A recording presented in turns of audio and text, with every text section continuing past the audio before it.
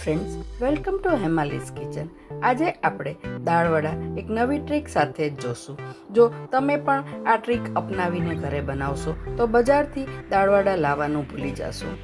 Friends, આ પહેલાં જો તમે મારી ચેનલને હજી સુધી સબસ્ક્રાઈબ ન કરી હોય તો જરૂરથી સબસ્ક્રાઈબ કરી લેજો અને વિડીયોને લાઈક અને શેર કરવાનું ભૂલતા નહીં. તો ચાલો જોઈએ.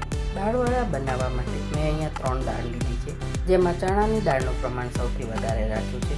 એટલે જો 2 વાટકી ચણાની દાળનું પ્રમાણ હોય તો તેની સામે આપણે 5 વાટકી જેટલું અડદની દાળ લેવાની છે. અને અડદની દાળ એ લીધા પછી હવે આપણે મગની મોગર દાળ લેવાની છે. મગની મોગર દાળ એ ચણાના દાળથી અડધો માપ લેવાનો છે. હવે આપણે આ 3 દાળને ભેગી કરી અને 2 વાર સ્વચ્છ પાણીથી ધોઈ અને આખી રાત પલાળવા દઈશું. 7 થી 8 કલાક પલાળવા દઈશું તો પણ ચાલશે. હવે આપણે તેને પલાળવા દઈએ. દાળવડા બનાવવા માટે આપણે આવી રીતે કરકરું જ વાટવાનું છે, એટલે અમુક દાળ દેખાવી જોઈએ તો દાળવડાની મજા આવશે. હવે તેને એક બાઉલમાં ટ્રાન્સફર કરશું. દાળવડા બનાવવા માટે એક મસાલો બનાવશું. તેના માટે મેં અહીં આખા દાણા, મરી અને જીરું લીધું છે. આ બધાને આપણે કરકરું વાટી લઈશું. હવે આજે આપણે મસાલો બનાવ્યો છે તે ખીરામાં એડ કરી દઈશું. પછી તમે જે પ્રમાણે તીખું ખાતા હોય એ પ્રમાણે આદુ મરચાંની પેસ્ટ લેવાની છે. અને આદુ મરચાંની પેસ્ટ નાખ્યા પછી હવે તેમાં બધા મસાલા એડ કરશું. તેના માટે મેં અહીંયા ચપટી હળદર નાખી છે. હળદર નાખ્યા પછી લાલ મરચું પાવડર નાખ્યું છે. જો તમે તીખું ઓછું ખાતા હોય તો તે સ્કીપ પણ કરી શકો છો. ત્યારબાદ મેં તેમાં ચપટી ખાંડ નાખી છે અને ખાંડ નાખ્યા પછી સ્વાદ મુજબ મીઠું નાખશું. હવે બધું બરાબર મિક્સ કરી લઈશું.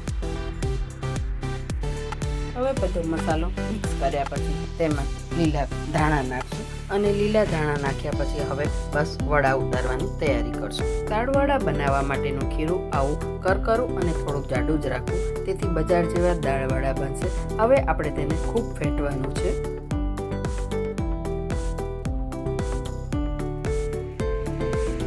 હવે આપણું તેલ ગરમ થઈ ગયું છે. આપણે તેમાં વડા ઉતારશું. આ વડાને આવી રીતે ચપટા શેપમાં જ કરવાના છે, તો જ દાળવડા એકદમ સરસ તૈયાર થશે. આ વડા ઉતારતી વખતે તેલ થોડું ગરમ થવા દેવું અને પછી જ્યારે આપણે વડા નાખીએ ત્યારે ગેસની ફ્લેમ સ્લો કરી દેવાની. એટલે મીડિયમ ટુ સ્લો ગેસ ઉપર આપણે આ વડાને તૈયાર કરવાના છે. હવે એકવાર આવી રીતે વડા થોડાક થઈ જાય પછી તેને બીજી સાઈડ ટર્ન કરી દેવાના છે. અને બીજી સાઈડ ટર્ન કર્યા પછી આવી રીતે થોડા કાચા હોય ત્યારે જ તેને આપણે બહાર કાઢી લેવાના છે. એક આ વડાની નવી ટ્રીક છે કે જેથી દાળવડા ખૂબ જ સરસ થશે.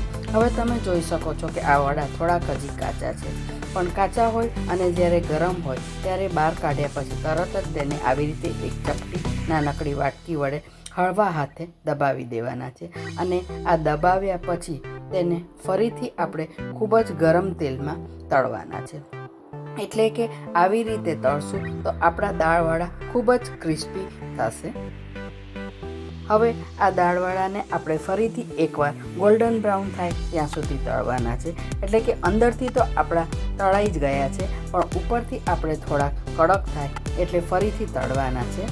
આવી રીતે જો દાળવડા બનાવશો તો દાળવડા ખૂબ જ સરસ ક્રિસ્પી અને કરકરા થાય છે. હવે આપણા